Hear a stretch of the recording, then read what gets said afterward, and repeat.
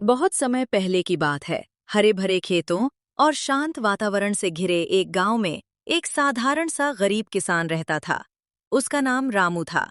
रामू का जीवन बहुत संघर्षपूर्ण था। उसके पास थोड़ी सी जमीन थी, एक झोपड़ी थी और जीवन की आवश्यकता भर के संसाधन थे। दिन भर खेतीबाड़ी और मजदूरी करने के बावजूद उसके घर में अक्सर खाने को रोटी तक मुश्किल से मिलती थी। गांव के लोग रामू को मेहनती, ईमानदार और शांत व्यक्ति के रूप में जानते थे। लेकिन मेहनत के बावजूद किस्मत उससे हमेशा डिस्टेंस बनाए रखती थी।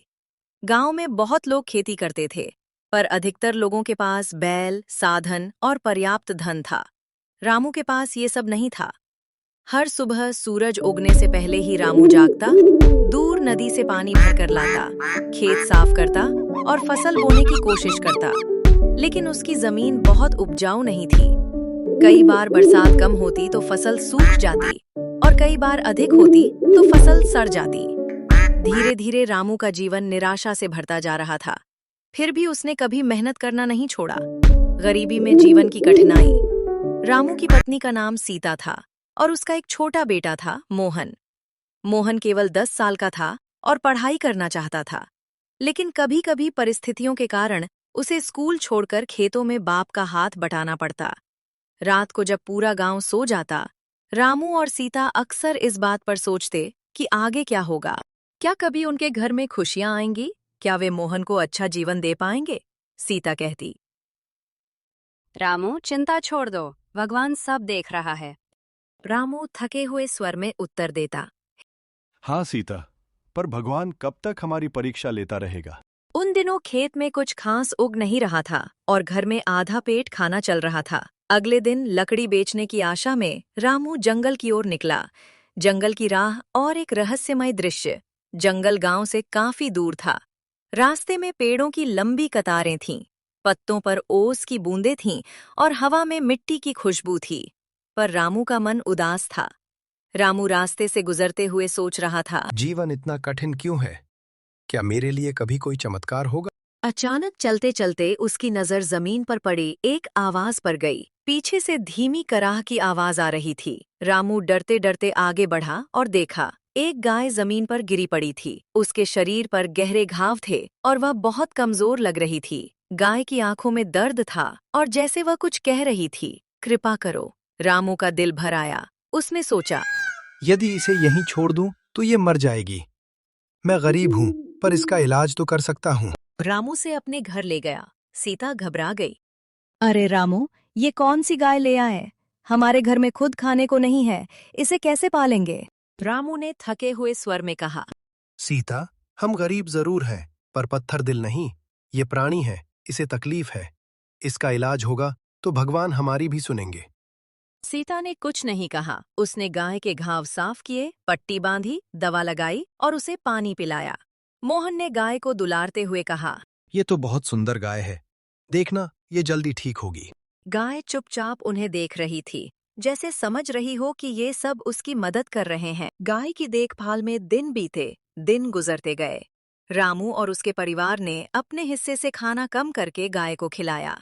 कई बार खुद भूखे रहते, पर गाय को भूखा न रखते। धीरे धीरे गाय ठीक होने लगी। उसके पैरों में ताकत लौटने लगी और एक दिन गाय खड़ी बिल्कुल ठीक हो गई। रामू ने खुशी से कहा। सीता, देखो ये ठीक हो गई। सीता हंसते हुए बोली, हाँ, ये अब ठीक हो जाएगी। पर उसी रात कुछ जादुई होने वाला था। जब सब सो गए, गाय रामू के सामने खड़ी हो गई और इंसान की तरह बोलने लगी। रामू, तुमने बिना किसी स्वार्थ के मेरी जान बचाई है। तुम्हारा हृदय पवित्र है। मैं कोई साधारण गाय नहीं हूँ, मैं जादुई गाय हूँ।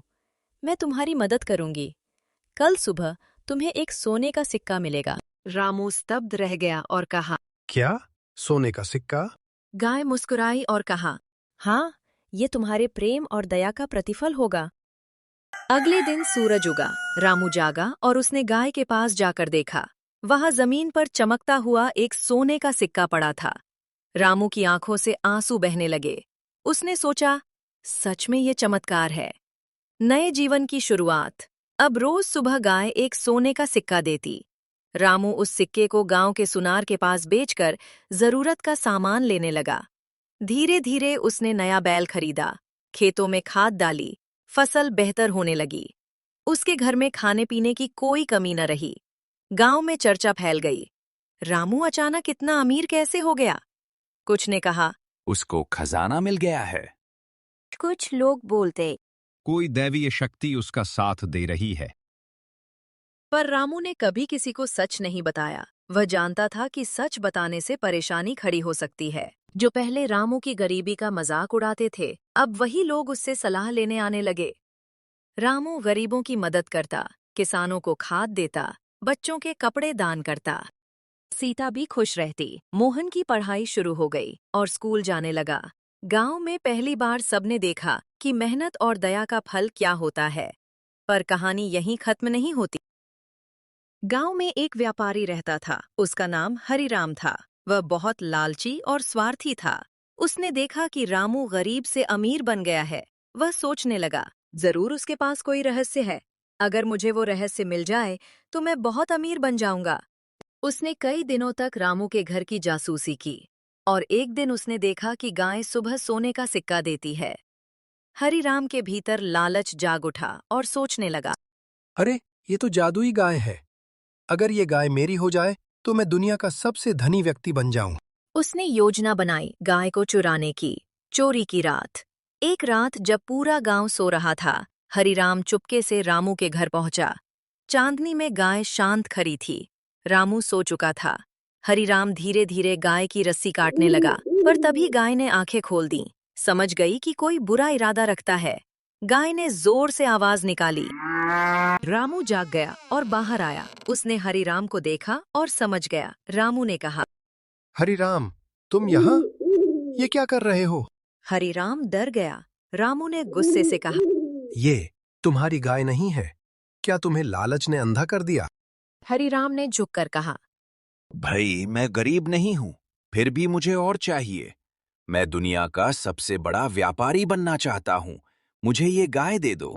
रामू ने शांत होकर कहा, जिस गाय ने मुझे सहारा दिया, मैं उसे बेचकर या देकर अपना ईमान नहीं बेच सकता। हरिराम रो पड़ा और कहा, मैं लालची हूं, पर मैं भी दुखी हूं। मैं सबको हराना चाहता हूं, इसलिए लालच करता हूं। रामू ने उसे समझाया और कहा, सफलता सेवा में है, चोरी में नहीं। मेहनत से मिलने वाला फायदा स्थायी होता है। हरिराम ने गाय के सामने हाथ जोड़ दिए और बोला, मैं समझ गया। मैं अब मेहनत करूंगा। गाय ने मुस्कुराकर उससे कहा, अगर ग्रेटेड तुम ईमानदारी से काम करोगे तो मैं तुम्हें भी फल दूंगी, पर पहले खुद को बदलो। उस रात से हरिराम बदल गया। गांव में बदलाव। रामू के खेतों में अब फसलें लहराने लगीं। उसका जीवन बदल चुका था। पर रामू एक बात कभी नहीं भूला, गाय को खाना देना, देखभाल करना और आदर देना। वह हमेशा कहता, मेहनत और दया ही जीवन की सबसे बड़ी पूंजी है। गांव के लोग भी बदलने लगे। वे कहते, लालच करती है बर्बाद, दया करती है आबाद। मोहन बड़ा होकर पढ़ लिखकर गांव का सबसे अच्छा शिक्षक बना। हरिराम ने ईमानदारी से दुकान चलाई और खुश रहने लगा। और जादुई गाय, वह हमेशा रामू के साथ रही। कहते हैं, आज भी गांव में वह गाय है और लोग उसे सम्मान से प्रणाम करते हैं।